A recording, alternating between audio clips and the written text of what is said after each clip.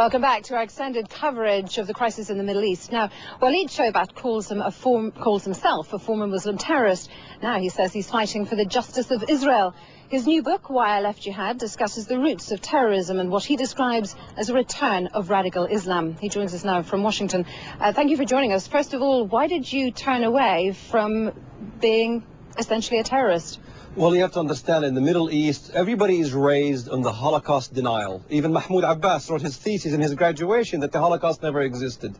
So denying the Holocaust was permeating throughout the Middle East. The thing wasn't true. Even though in Germany today, if you deny the Holocaust, you can go to jail. So that's in Germany.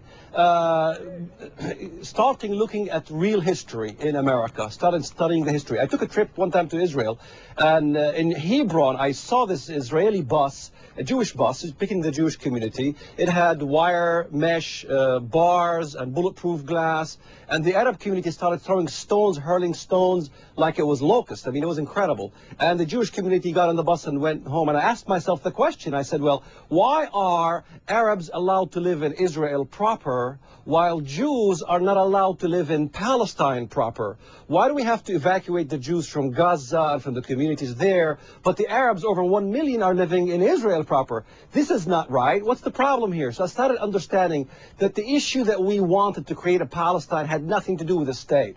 It has something to do with racism. What we see today, Hamas growing Al-Qaeda-like base entity ruling the Palestinians there, is really Al-Qaeda style rule and government. So the Palestine I've dreamt about has become a psychosis of hysteria, a psychosis of bus bombings, a psychosis of killing Israeli civilians no matter what they are, as long as they're Jews. This is why Nasrallah apologizes to Arabs when they are killed, but he doesn't apologize to Jewish children when they are killed. It has nothing to do with... All right, let me jump in there if I may. Because obviously, you know, Islamic Jihad and Hezbollah are united in their antipathy towards Israel.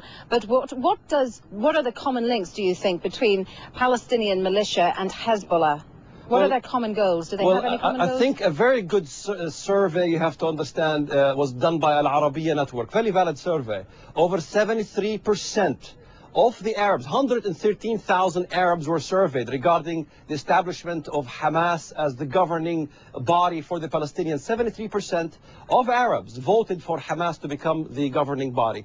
Shia and Sunni divide between Hamas and between Hezbollah. They don't like each other, you know. That's why Saudi Arabia is against Hezbollah, because they're afraid of Iran. Because the Sunni and Shia divide is so strong that they realize if Iran has power, they can take over Saudi Arabia after they took over Iraq. So they really hate each other. They don't like each other. But when it comes to Israel, when it comes to destroying Israel, they will have a temporary unity, if you will, between Hamas. That's why you see the Palestinians carrying a green flag and a yellow flag. You were jailed by Israel for your beliefs earlier on in your life. Now you've changed your point of view. I wasn't jailed for my beliefs. I was jailed for my terror activities in Israel. It wasn't for my beliefs. Okay. All right. Well, your belief in terror activities, then, let's put it that way. But let me ask you, how does it feel now, having been released and having turned a corner? Presumably, you have alienated yourself from much of your family and indeed your brothers. Well, there are many in Germany alienated themselves and risked their lives to fight Nazism.